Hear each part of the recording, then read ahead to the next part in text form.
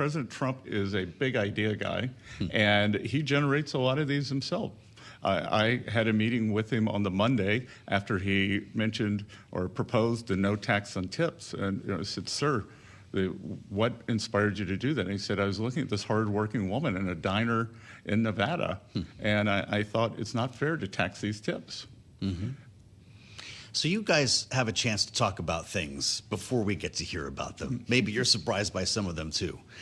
But I've been looking forward to running around the track with you on a couple of these ideas, because you hear the same conversations that we have every day here. A lot of economists say that these tax proposals are inflationary. We just got a new number from the Committee for a Responsible Federal Budget that Donald Trump's economic proposals could add as much as $15 trillion to the deficit over the course of 10 years. Where are they wrong? Well, the good news is we have a roadmap for what Donald Trump did in Trump 1.0. It was not inflationary. The government revenues went up. And my friends at the committee are, they are anti-growth and higher taxes. Because if you look at the way the scoring works, and I'm a Wall Street person, I've just become familiar with this, and I think most of your viewers and listeners don't understand the way it works. And it is heavily skewed toward higher taxes and less growth. You begin with a baseline GDP estimate that doesn't move. Mm-hmm. So I believe it's unreasonable to think that if Donald Trump's proposals are to cut taxes, that growth will not accelerate. If Vice President Harris's tax proposals are to raise taxes, that growth will not be lower. But in the scoring, it's always at 1.8%, straight line for 10 years. Okay, so what is the figure you think is realistic if all of these tax cuts are implemented, if we're to grow our way out of this? What does that translate to in annualized GDP growth? Well, for annualized GDP growth, I think, like under Trump 1.0, that we can moved back towards 3%. But right now, our GDP growth, and I find this very interesting that we're hearing that Kamala Harris is the one who is going to have some kind of budget rectitude, because I will tell you, I am very concerned about what is happening right now. We have never had a budget deficit like this. We are at 7% of GDP in terms of the deficit. We've never had this when it's not a recession, not a war. And what do we have to show for it? We have they have created 18,000 manufacturing jobs. Last year, the economy only created 250,000 private sector jobs. This is a takeover of the government, of the private sector. The jobs are being created in the government and government adjacent. And I think President Trump's goal is to re-privatize the economy, get the private sector creating jobs. And I think we could bring down the deficit to GDP to something with a 3 on it by 2028. The 3, 3, and 3 that we keep hearing about. 3, 3, and 3. You've got another idea that's generating a lot of talk right now, that Congress create a Fed chair designate who would essentially serve alongside Jay Powell for the remainder of his term. You said, quote, based on the concept of forward guidance, no one is going to care what Jay Powell has to say anymore. Interestingly, Donald Trump told Bloomberg Businessweek a couple months ago that he would allow Jay Powell to finish out the rest of his term. What does Donald Trump think of this idea? Well, first of all, I'll say I don't speak for the Trump campaign. Okay. Sure. And it's not for Congress to create. It would be for President Trump, when he wins, to nominate. Because if we go back, and I've gotten blown up on the Twitter sphere on this, and I think it is a serious lack of understanding, because the original sin, in my mind, that unleashed the great inflation on the American people, the Biden administration waited until the last possible moment to renominate Jay Powell. It was the latest nomination in the 21st century for a Fed chair. It was clear in his Jackson Hole speech in August of 21 that he thought inflation was accelerating. He was still calling it transitory, but was open to the idea it was accelerating. Mm-hmm. They kept their thumb on him until November and renominated him at the end of the month.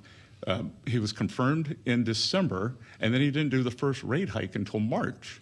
If they had announced his reappointment in June, July, he could have been hiking rates in October.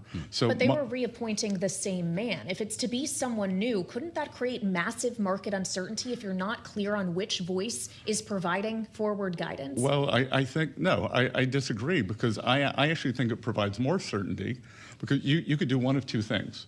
The current Fed chair could be reappointed, so you created a path there, and the new Fed chair nominee would give forward guidance beyond the current Fed chair's sell-by date. So you would have forward guidance up until May 26 with Jay Powell, and then you would know the market could structure a forward curve since then. So, I call this, and I'm not such a big fan of forward guidance, but if you believe forward guidance is good, why can't you give forward guidance on who the Fed chair is going to be? Where's Donald Trump's head on this? And I know you're not speaking for the campaign, but your relationship with him is why we're here right now. He wants to play a role in setting interest rates. How deliberate will he be if he's reelected on that front? Well, he wants to have a voice, but every president has a voice. Joe Biden told us in the State of the Union, I think we're about to get an interest rate cut. Is it as simple as that, as opposed to setting actual interest rates?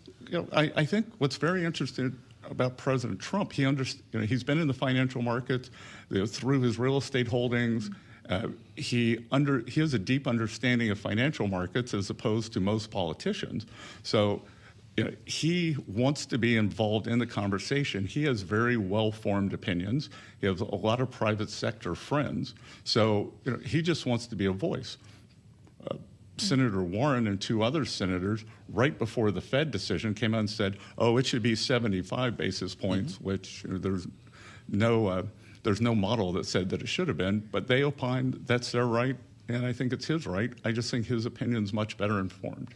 Well, certainly he has many of them, including around the issues of migration, which he probably will be focusing a lot on as he visits Aurora, Colorado today. He has floated mass deportation, rather.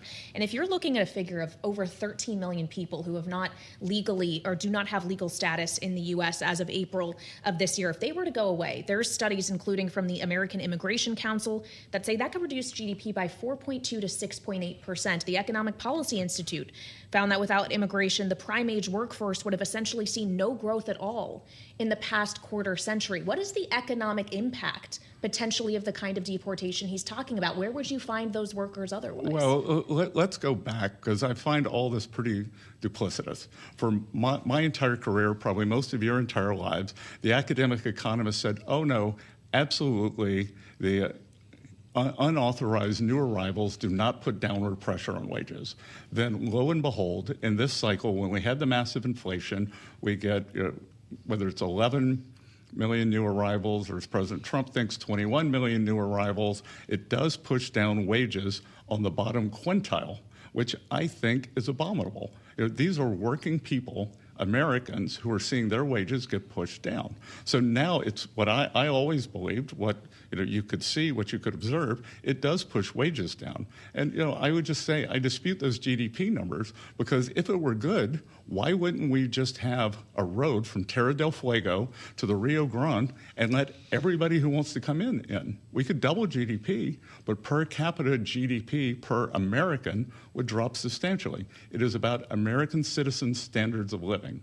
So, and to talk about the mass deportation, I really like the Senator Vance's answer on that. Said, well, how are you going to do it? He said, the same way I eat a large Subway sandwich, one bite at a time.